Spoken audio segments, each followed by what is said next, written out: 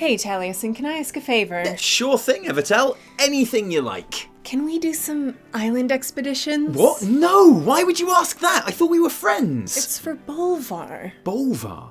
You mean the Lich King? Ex-Lich King. Oh, hi Bolvar. Didn't see you there. You alright, mate? No. Oh. Bolvar's been really down ever since he and his entire Scourge army got soloed by Sylvanas at Icecrown. Oh yeah, I heard about that. Sorry, dude. I have failed. All is lost. Right, okay. I feel like he could do with a morale boost, like an easy win, you know? Sure thing. Yeah, let's do some island expeditions, Bolly boy. That's just the thing to get you back to winning ways. Better put it on normal just in case. Bring your big hammer. Did we just lose an island expedition? I didn't even know you could. I don't understand. Hang on. Bolvar, your eye level is like super low. What's going on, Bolvar? Bolvar, you haven't even got a helm equipped! Telly. Where's your helm, Bolvar? Oh.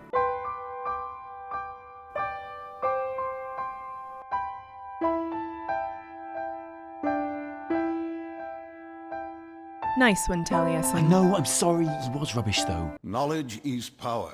Hello Internet, Taliesin here, and welcome to another episode of the Weekly Reset, Taliesin and Evitel's Wondrous Wisdomshow, in an episode where we have plenty to catch up on, including Classic, Rise of Nyalotha, and Shadowlands, which I think you'll agree represents proper value in this, the 15th anniversary month of World of Warcraft.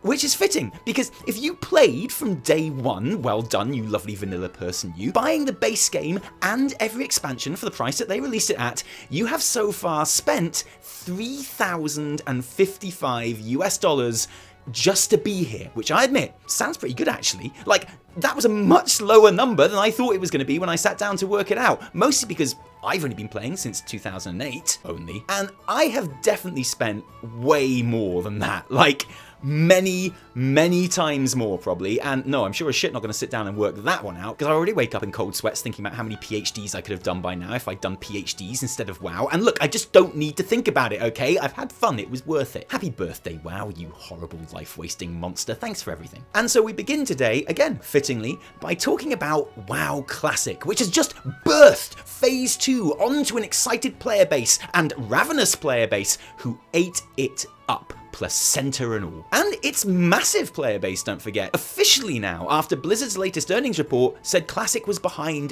the biggest single increase in World of Warcraft subscriptions ever when it launched, even if that launch wasn't as profitable for the company as the launch of Battle for Azeroth. That would be almost impossible, of course, since BFA cost $50 on top of a sub, and Classic just needs a sub, but it does maybe highlight exactly why legacy servers took so long to happen in the first place, right? I've said this before, I think it's true, the rollout of Classic was a whole lot more consumer friendly than most people give it credit for. And Phase 2 is a major and super important landmark patch for Classic. It doesn't bring any new dungeons or raids, and just the 2 world bosses, but that's all secondary, because Phase 2 is all about the PvP.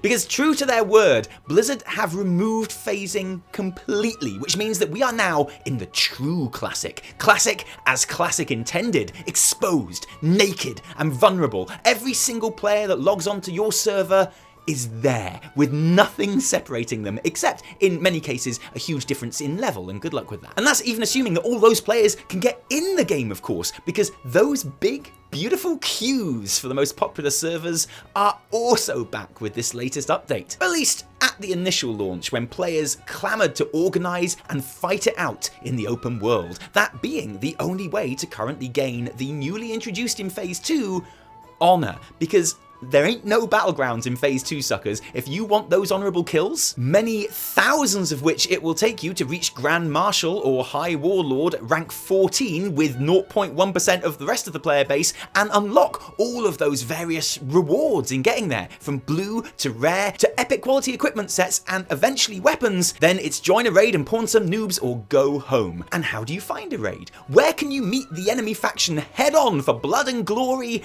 Well, get through the queue for a start, and then basically just log on. Evidence suggests that if you are on a high population server, which by definition most of us are, then you'll just need to spawn in a capital city and chances are there's already a stream organised mass slaughter going on all around you. If that doesn't work, catch a flight point to basically any flight point. And again, odds are good that there'll be a little gang of your worst enemies waiting to greet you on your arrival with warm smiles and death. If things are a bit quieter where you are, catch a flight point to Hillsbrad, Gadgetsan or Feralis and literally follow the skeletons. That's what I did. And this is truly the magic of Classic, right? No phasing, no forced interaction from Blizz, a proper open world free-for-all created by the community, for the community, and slaughtering the community. This is what I was excited about when I was excited about Classic in the first place.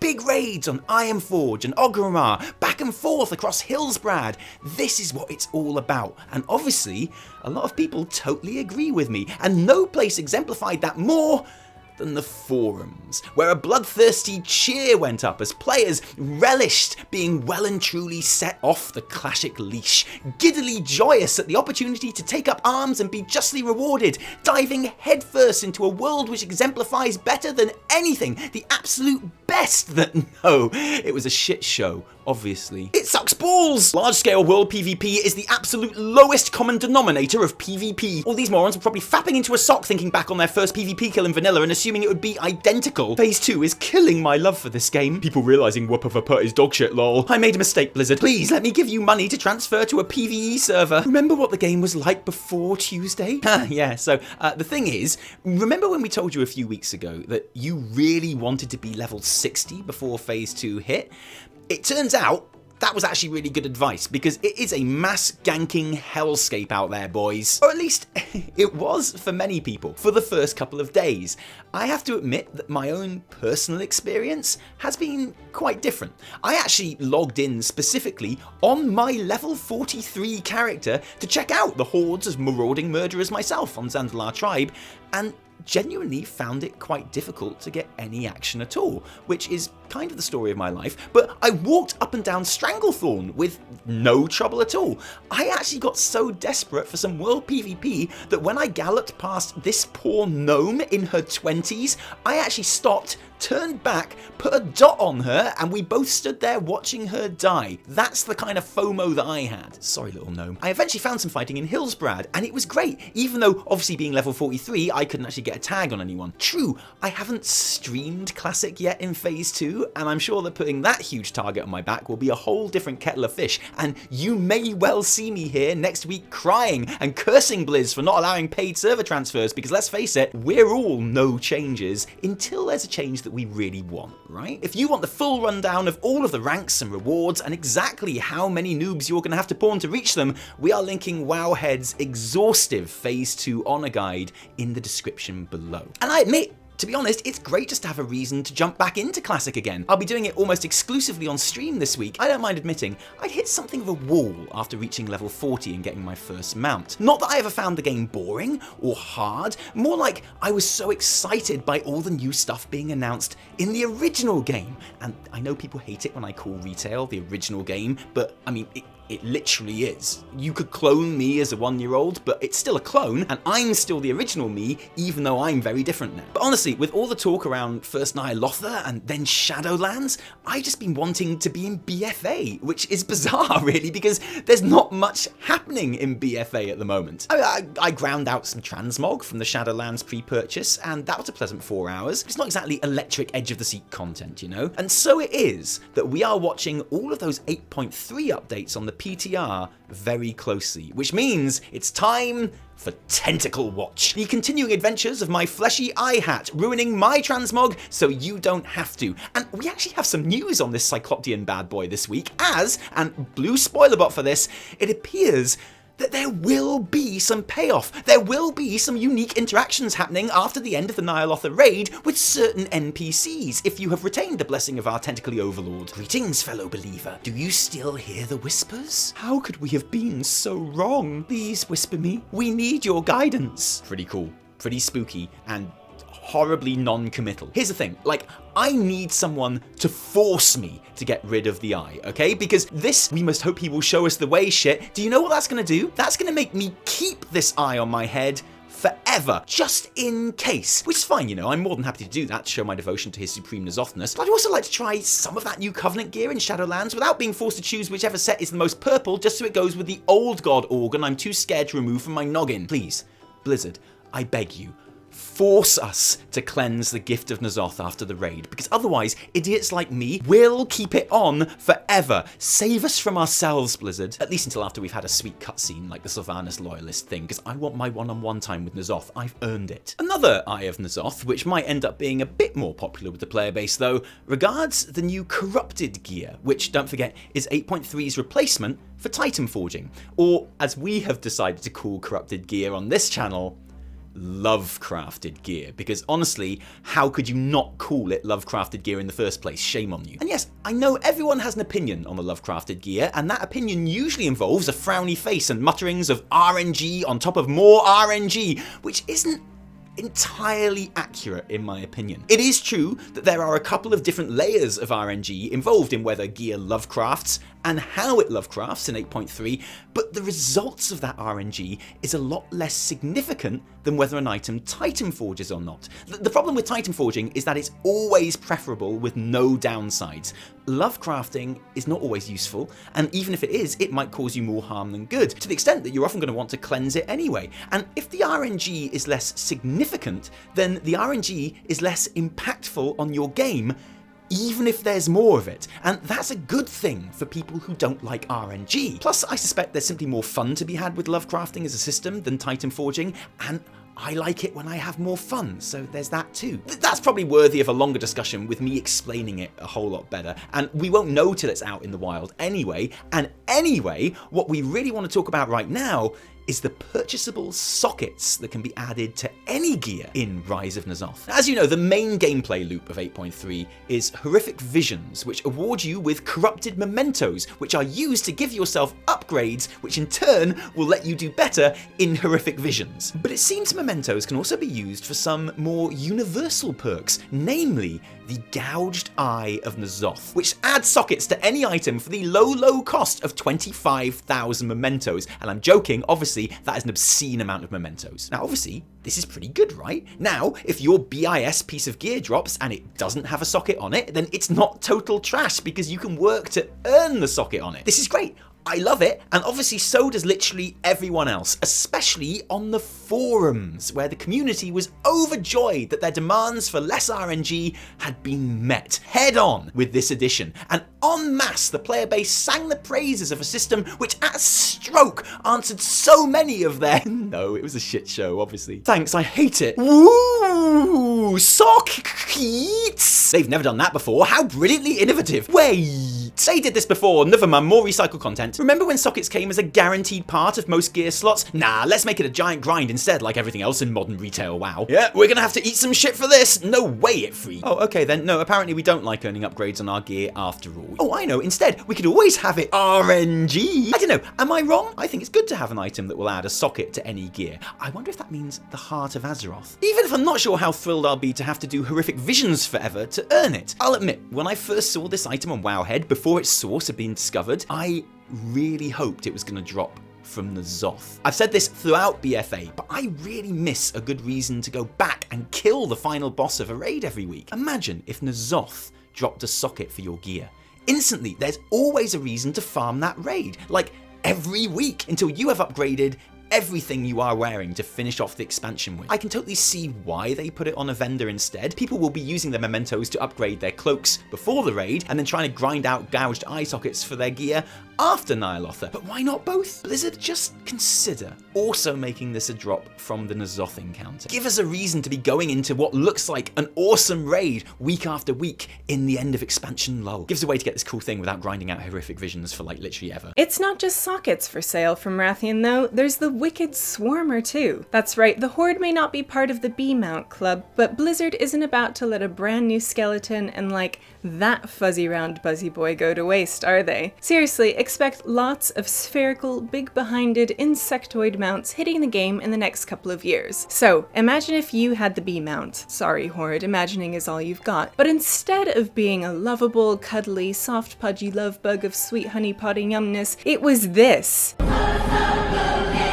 A twitching, seeping, tentacle-faced, dead-eyed nightmare bug with cold metal spikes hammered through its carapace. I know, right? Suddenly it's not so bad not having the bee after all. We've also got to look at what we think is going to be the Nyalotha ahead of the curve mount, the uncorrupted Voidwing, a spawn of Vex'iona no less, and using the same model but with a super spiky harness. This has inevitably got parts of the community excitedly wondering if this is some kind of setup for things we may be seeing in the next expansion, in the way the Grove Warden that heroic Archimonde awarded at the end of WoD kind of led into at least some models that were used in Legion. Might dragons be playing an unexpected important role in Shadowlands? I don't think so, or at least not based on this. Ahead of the Caravan Taurus awarded a mount which was appropriate to the raid, and I think this is too. I mean, Vex'iona is literally a boss in Nyalotha, and the whole story about the Chamber of the Heart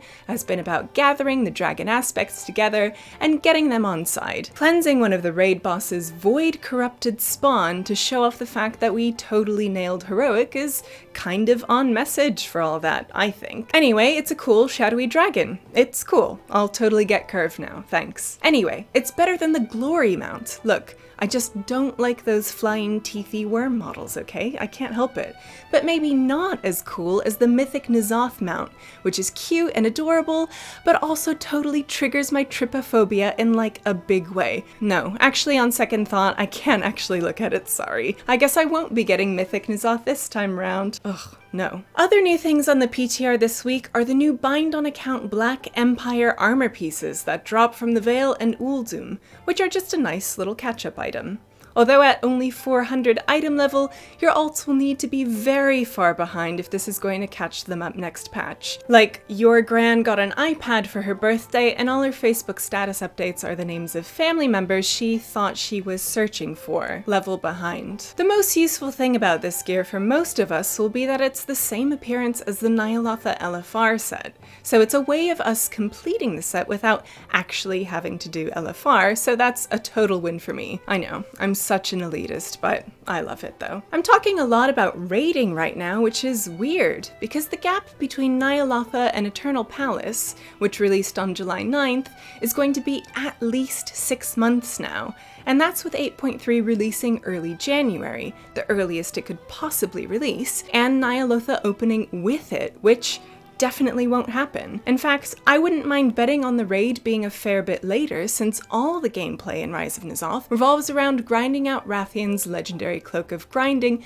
specifically to use in the raid. It's honestly possible that there's going to be an 8 or 9 month wait in between raids, which is considerably longer than any gap in Legion. We're back to Warlords of Draenor numbers here. And is that okay? I mean, it's a long wait is all I'm saying, and it's a wait that has been filled with a ton more content and general other things to do than WoD was, but still, it's a long wait. I mean, sure, technically we have had another raid in between with the 15th anniversary stuff, the Chromie taking on kind of, if not the most iconic bosses from the past encounter, was admittedly super fun. Or maybe just getting on comms with my guild for the first time in a couple of months was super fun.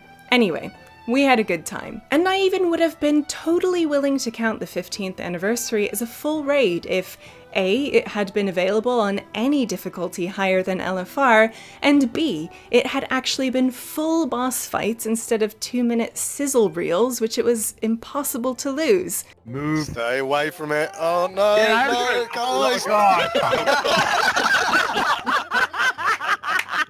I knew. And Okay, which it was almost impossible to lose. Our guild will usually find a way. I just would have loved a reason to spend more than a single evening hanging out with my buddies again, is all. I guess we could always go and run Alterac together, right? Ha! No, I'm joking, obviously, but it's worth mentioning, just in case you missed it, that the old Alterac isn't just a place where you can spend hours trying to farm the 200 badges you need for the new high-res remasters of the Stormpike Battle Ram and Frostwolf Snarler mounts. It's currently also the best best place to level alts that are already over level 60. With a full set of heirlooms, draft of the 10 lands, and the anniversary experience buff, you should be able to get from 110 to 120 in about 3 hours. You'll get 3% of a level automatically every minute through just passive experience for being in the battleground. The daily armor scraps, towers and bunkers, graveyards, and mine capture quests award 20% of a level each. Losing the battleground will net you 50% of a level,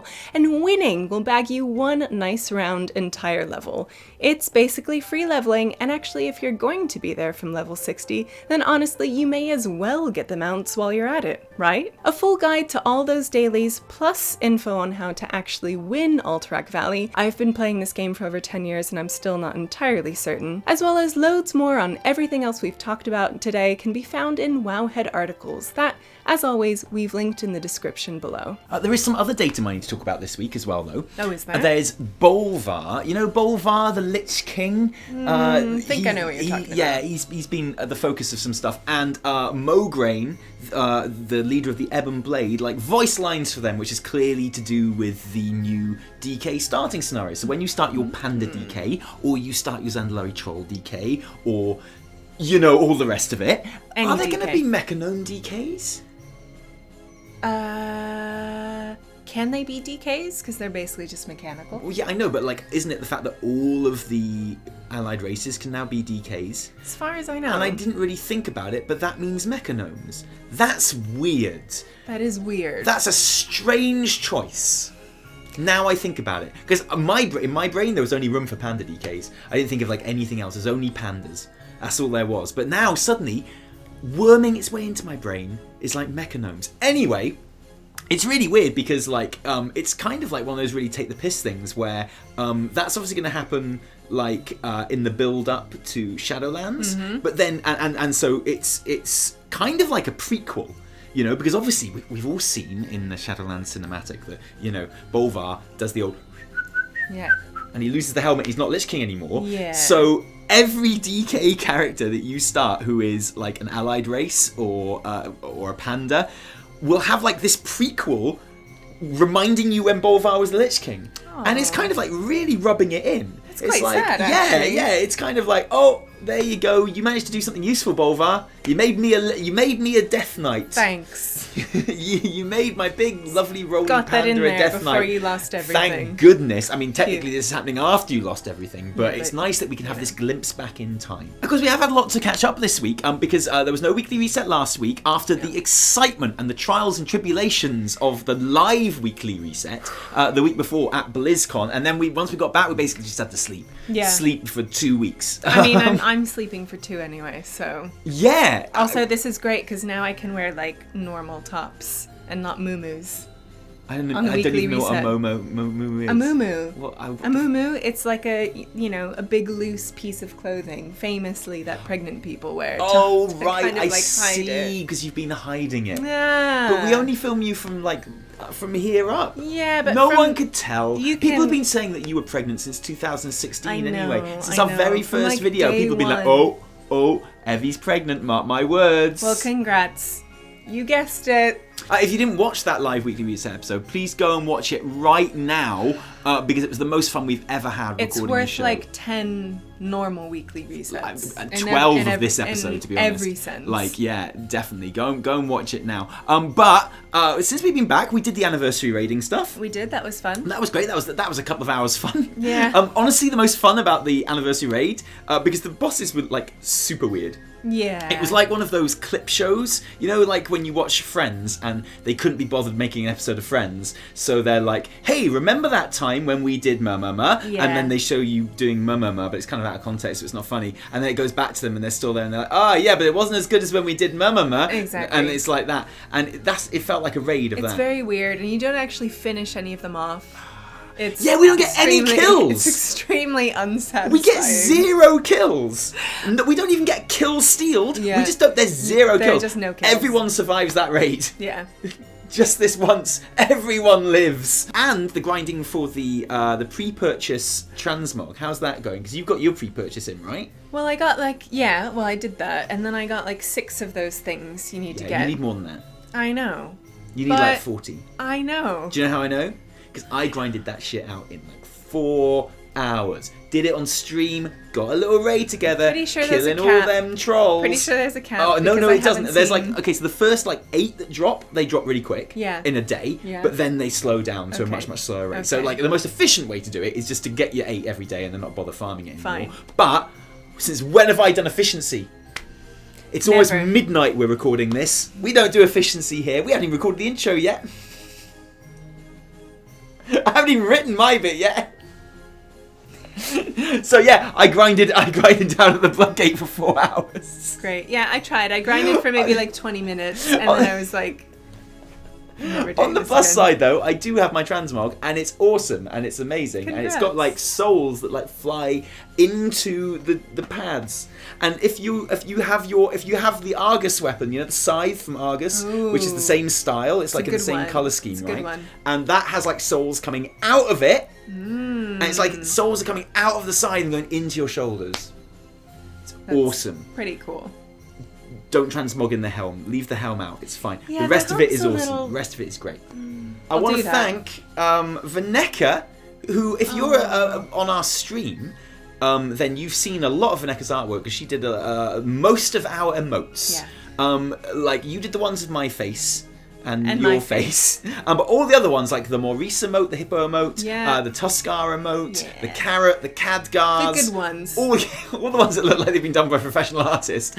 Those were done by Vennecca. There's a link to her work in the description below.